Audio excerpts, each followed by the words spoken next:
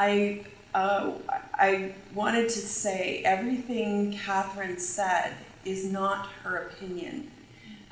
She did a huge study, and so she's representing what she was told by parents, teachers, children. But as well, it was incredible listening to her because my slides, everything she said, I have researched at the bottom. She's presenting research as well, right? And I think as we move forward, we need to be research evidenced. We need to not use opinions. I'm not saying you can't have opinions. We all have opinions on this subject, but we really need to look for the research. And I have the largest collated research fact sheet that I know of because that's what I do. So please reference that on the website. It's free. I don't require you do anything. Please use that to share. Because the question I asked at the beginning, are the ways in which we're raising and educating children with technology, are they sustainable?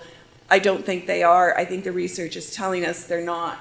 Because what we're seeing is a child who's sedentary, overstimulated, often neglected by the parent, and isolated.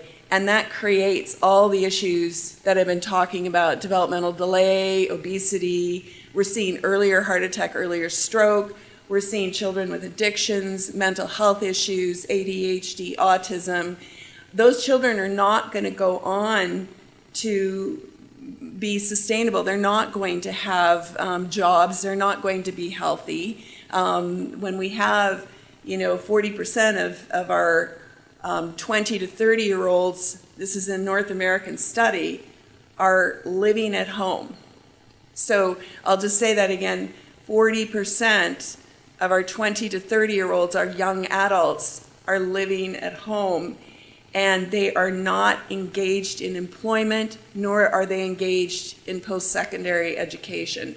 So these are Canadian statistics and American statistics that are done by our national statistic branches of our government, right? So what are they doing? And that's a huge impact on our gross national product. So I think, I've fairly encapsulated here that we really have to start looking at creating sustainable futures for our children. We need to make changes in order to ensure those sustainable futures. So we're going to talk about management in home, school, daycare, preschool, and community-based settings. One of the things in working with parents and teachers that I hear over and over again, and it blows me away. I have 2 grown children, so it blows me when I hear this, is they'll say, but they like it. They like it. That's how they talk to their friends. They need a cell phone. They're 6, I know, but they like it. They like me to text them. This is a big problem in schools. Teachers tell me this, is that they're teaching and the kid goes, oh, got a text from my mom. Just got to take this. Parents are overly attached to connecting to the children, and children are very immersed in these devices as well. So what I want to practice with you right now before we move forward is we've forgotten a very important word as parents, as teachers. It's no. Okay? So we're going to practice this. Okay. But I really I need to use more video games. Like, I know you said I can only have an hour a day, but I really want to do more video games because, I really like it. But that's how I connect to my friends. And like if I don't have my cell phone with me all the time, I have to take it in the bathroom because what if someone texts me and I it's fear of missing out, right? And I might miss out on something. Please. One more time, really loud. No. Okay. You do not have to explain yourself. You can follow with no, it's not good for you. No, it harms your brain. It harms your body. No, but we've forgotten that simple word, and that's what we need to move forward. So we really want to envision the future for our children. So whether you're a teacher, a parent, or a government person, what do we want for our kids? You know, we want them to be sustainable. We want to build this foundation for our children, right, and have them be sustainable. I think we've forgotten that.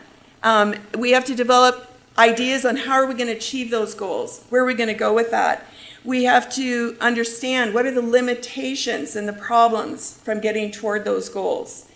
And technology is not taking us there, I can tell you right now. This book by Nicholas Carr called The Glass Cage talks about what we've done is we've said technology will do everything, and then you as the parent and the teacher can pick up the rest. And what we should be saying is, what does the parent and the teacher do really well, right? And what does a child need, and take care of all of that, and then look to technology. Because with technology, there is great promise. And this is the thing, it's really cool, it's amazing what we can do with technology. I'm fascinated by how fast, you know, it's growing and invading our lives. But there are also great perils. So we need to understand when we're looking at the promise, yes, technology has the potential to educate our children, but at what risk, you know, are we putting that child forward with? So we want to create policies. So whether it's at home or at school or daycare, preschool, government, we really have to start creating some policies. So one of the things that's important when we're looking at our kids is this gives us an idea of the enormity of the problem, is these are what I call the red flags. And I've gone through these already. I'm not going to go through them again. But these are research-proven correlations or even causal relationships with tech overuse.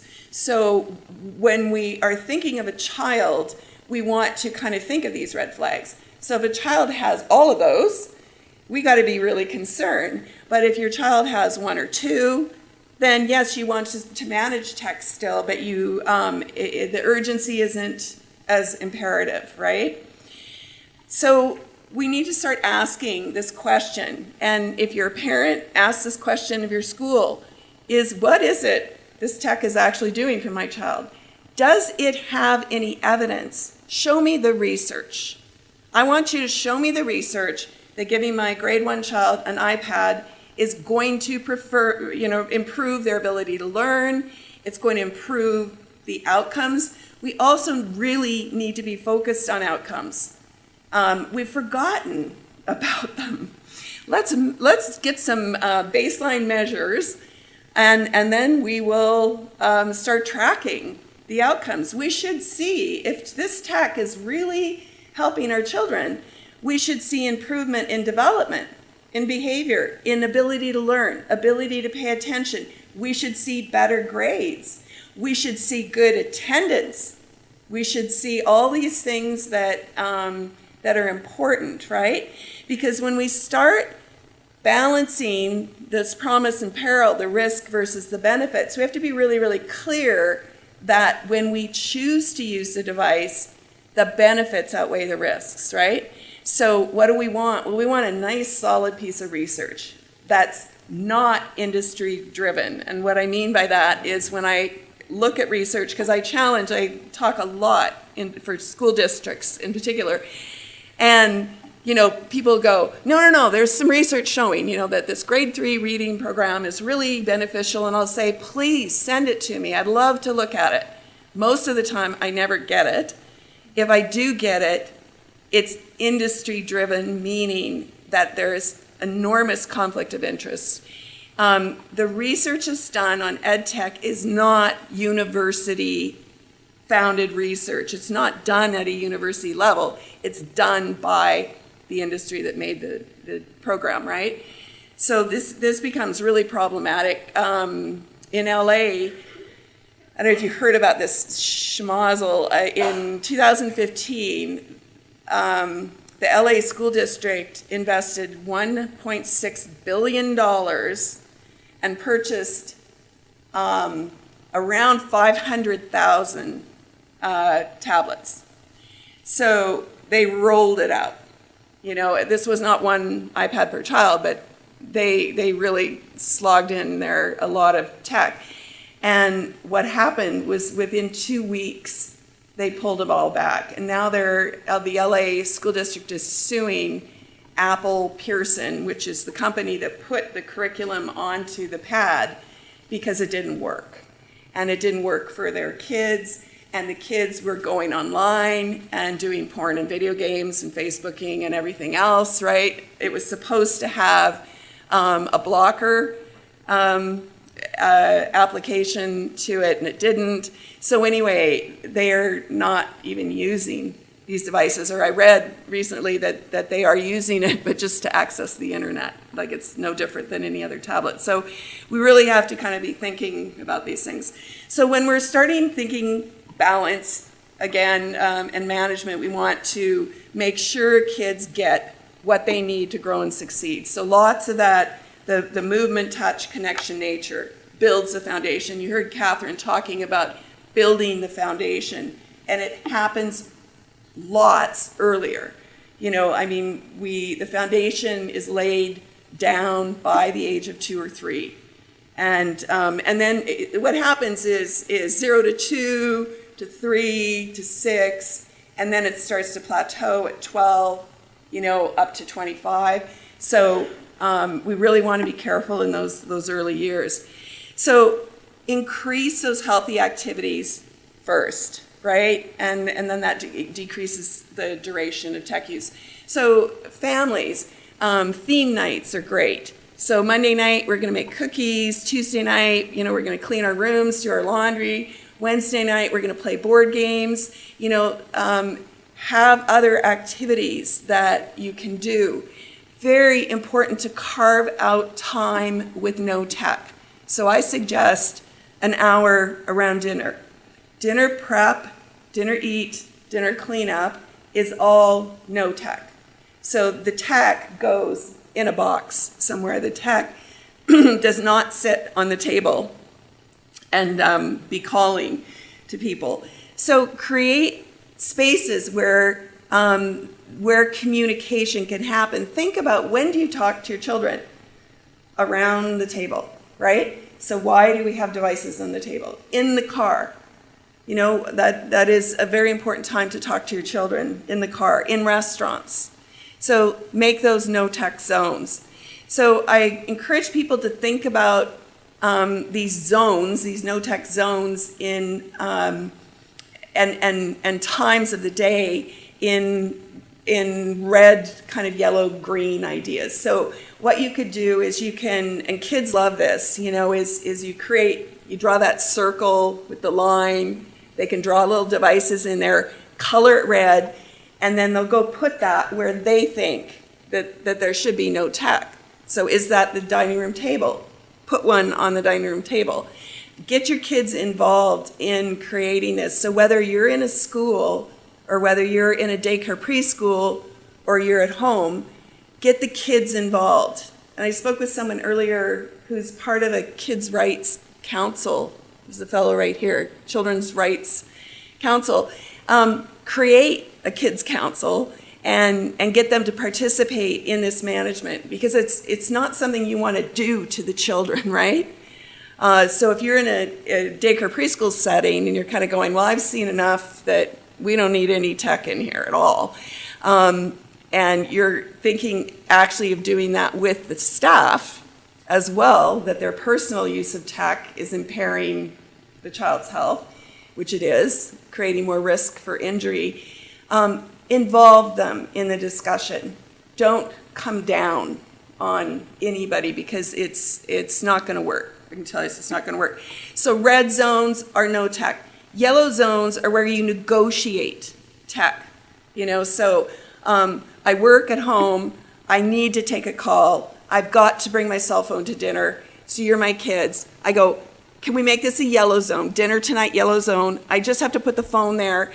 I'm expecting a call. I won't look at it if it, you know, I've turned the text function off, the sound's off, but I just might need to take a call. Is that okay?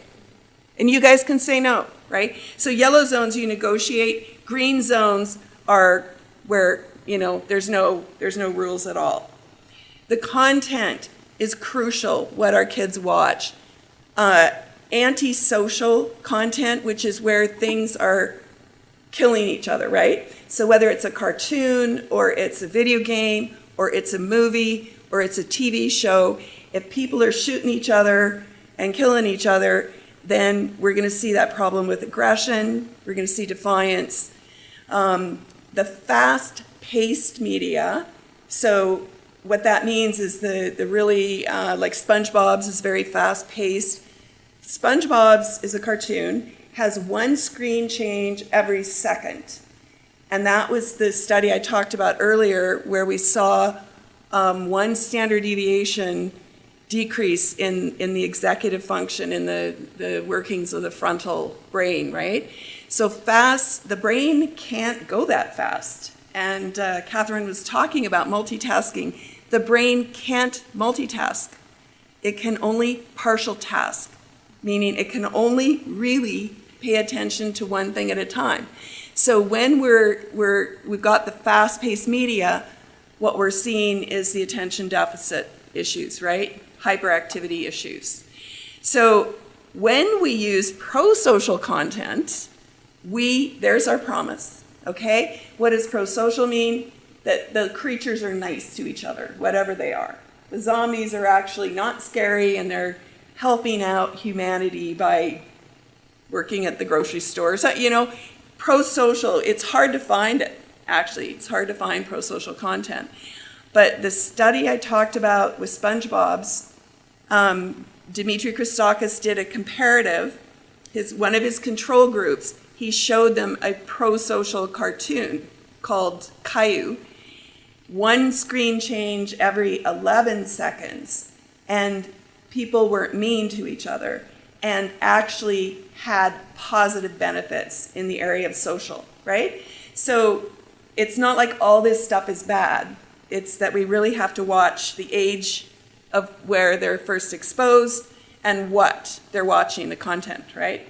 So this is a compilation slide that I've put together in combination with the American Academy of Pediatrics, Canadian Pediatric Society, we're all part of a research group called the Institute for Digital Media and Child Development. So because parents kept asking what and when, we expanded the guidelines to start pulling the research in on gaming and what age and what level the brain was at that age to determine what they could and couldn't do. So again, these are guidelines. These are not rules, right? I spoke with someone earlier who has two different children. Can I talk about your children, Ingrid? Okay, age 3 son and age 6 daughter.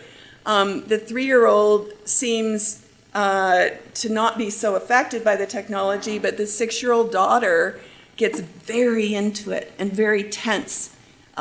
So different children, it's called differential susceptibility, quoted now lots in the research.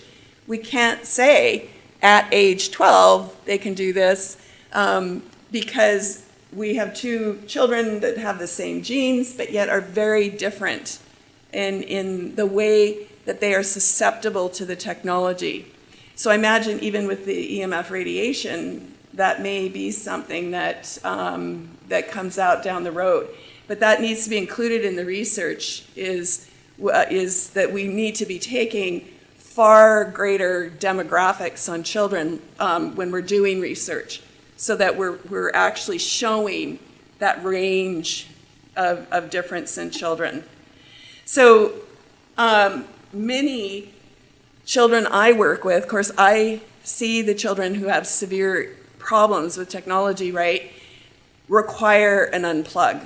And what that means is all tech goes out of the house. Certainly the children that I work with autism, I offer that to my families.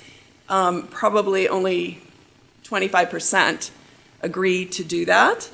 But this is something that is relevant to the symptoms. So your strategies that you choose need to be relevant to what you're seeing. Remember the red flags. Oh, my child has 10 of those red flags. Well, we should probably be looking at an unplug. What happens during an unplug, it resets the brain to a totally different space. You heard Catherine talk about the stimulation. It takes away that stimulation and it allows the brain to start to heal. But the first couple days are tremendously hard, but worth it. And I encourage everyone here actually to start, I talk to parents, an hour a day, day a week a year that you go tech-free. So this is a challenge for you. Your hour a day might be around dinner. And by tech-free, I mean no tech. Day a week, even if you can carve out half of a day on the weekend where you plan an outing and you don't take your phones, right? Week a year, family holiday. And I do this with my family. And like I say, the first couple days, it's for everyone to kind of like orient and to each other, really, is what we end up doing. It's difficult. So one of the things I just want to state here is that if a child is exhibiting harm toward another person or themselves, when you start talking about this, then you need to get counseling. You need to get a psychologist to assist you with the process, right? So do not unplug a child who is addicted, because you're going to see, you might, all kinds of things might happen, right? But that's when you know that you need help. So if you have a child who has an addiction, you definitely need to get some help. Ensure that your children are safe. This is really interesting. I do a lot of, they're called tech talks in schools, where I spend a whole day and I'm in a room and they just keep bringing the grades in and we all talk. I get down on the floor. We all sit on the carpet, if I can set that up, because it works out the best. This does not work with kids. You know, you've got to get on the floor. Anyway, it's insane. Kids reporting in grade 1, grade 2, that they're chatting with someone they don't know online, right? And they perceive that this person is their friend. That's the really scary thing, is online friends are no different than having you guys over for, to play, for a play date, right? They don't see that as different. The ignorance of children around online safety is profound, and we really have to ensure that our kids are safe. Really, this is back to the handheld devices, the iPad and the phone. They're impossible to manage if they're online. Impossible. You can't be sitting behind your child all the time, right? So it's astounding what kids are getting into. When handhelds came out and I saw that activity seat, the iPad mount on the baby seat, I was crushed. And so I thought, I've got to, do something. So I wrote this article that got picked up by Huffington Post, banning handhelds for kids under 12. It wasn't necessarily intended as a ban at that point. I wrote it in 2013, but it has millions of likes now on it. I get contacted almost daily still for reprints, for republication. And it's being held up almost like a guideline.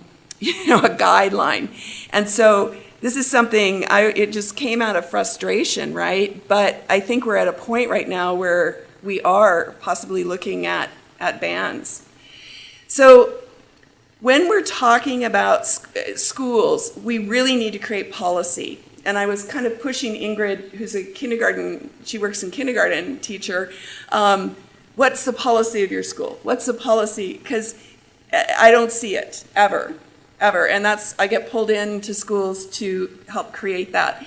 So when we're creating policy, it's interesting to kind of think through the who, what, when, where, why, and how of our children, whoever they are, daycare, preschool, school, to start helping to figure out what are some of the issues. Look at what the problems you're seeing. what solutions might help those problems. And this is something that that we want to bring our goals in, bring our vision in when we're creating these policies. We want to create, schools, we want to create kids who are smart, So this is just an example of some policies I'd recommend for daycare preschool, and my next slide is for school. So there is no reason to have any tech in daycare preschool. Their brain is developing. It's a pristine time. We want to expose them to healthy, enriched activities. Ensure those foundation skills are ready for going into school. They should be able to print at least their name. They should be able to read, 2 or 3 letter words. They should know their colors, because I work in schools. It's astounding what kids are coming in with now. Parents and staff in daycare preschool settings should not be having devices.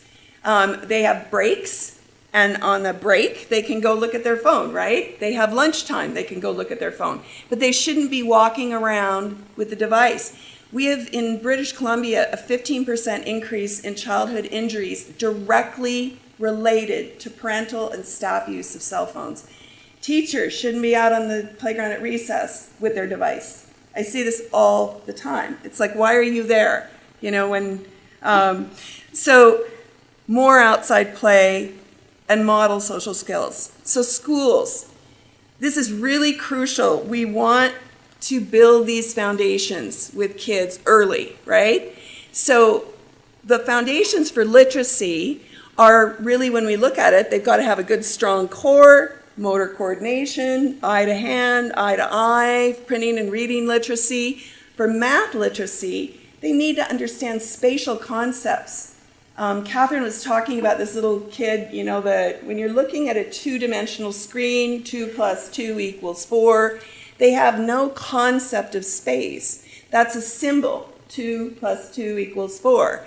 And it's why they have trouble when they get to grade 3 and grade 4. They don't get it. They don't get math, right? So no tech prior to grade 3. And teach first, tech second. If you are going to use tech, really look at those risks. Make sure the tech is worth it, whatever you're going to use. There's no need for personal devices on school grounds. Unfortunately, in schools today, the Ministry of Education in our province is moving toward no textbooks. And so the principals are going, they're not funding in their budgets for textbooks anymore. So the principals are kind of going, well, then what do we do? It's a big issue, right? It's a big issue. But they're doing porn and video games. They're making porn videos. I could go on and on and on with examples of what children are doing with unsupervised cell phone use in schools today. It's ensure that we're using evidence-based, ed tech if we are going to use it. Avoid tech with the kids with red flags. I won't go and read all of this, but this is something that is very important, that we have to start thinking policy. Parents and students who do not want to live on a device should be able to opt out. So there needs to be provision in the policy for opt-outs. What does that mean? Well, you can't put all the curriculum on the device. They call these things a $100 curriculum in a box. For $100, give one to everybody, and boom, there you go. Now they can learn on their own, right? Can't they? A big question is, that we've never answered, can the device teach to the child? Like, in the absence of a flesh and blood teacher like me, who's really connecting with you guys with eye contact, can you learn if I just give you a device? It was probably harder for you to learn from Catherine because she's on a screen, right? So can children learn? So we're on a train, I call it the tech train. It's going super fast. Our kids are falling off. We haven't noticed yet that they are falling off. We need to just bring the train back to the station. That doesn't mean stop using tech. It's bring it back, look at the research, make better informed decisions in all of our areas. because we are just looking at the tip of the iceberg. You know, the medical systems, the social systems, the education systems when I do these talks, they're like, wow, I had no idea. I mean, and you're not getting this information. You need this information to make good decisions, right? So we need to proceed with caution. So this is just a slide that kind of is a compilation of everything that I've mentioned, but it just shows how we are shattering the developmental base of our children. I'm not going to go into this showing you a bunch of tools that I've created because it's going to be available to you. The Tech Toolkit has a whole, like 50 different tools in it on paper. There's tech screens, there's tech schedules, there's a 6-panel brochure you can use for parents. There's another one you can use for parents of school-age children, another one you can use for parents of 0 to 6. So there's a multitude of tools in there. Take a look at it. Don't print them all off because some of them are for older kids. There's a tech addiction questionnaire. How do you know if you're addicted, right? There's coloring. My daughter drew these really cute little coloring pages for little kids, right? But, you know, mom baking cookies with the kid and then, you know, mom's standing texting and the kid's pulling at the mom's, you know, skirt crying, right? So to help the children understand, you know, and parents too, right? So check those out, and as well I'll have the PDF of the PowerPoint up there as well.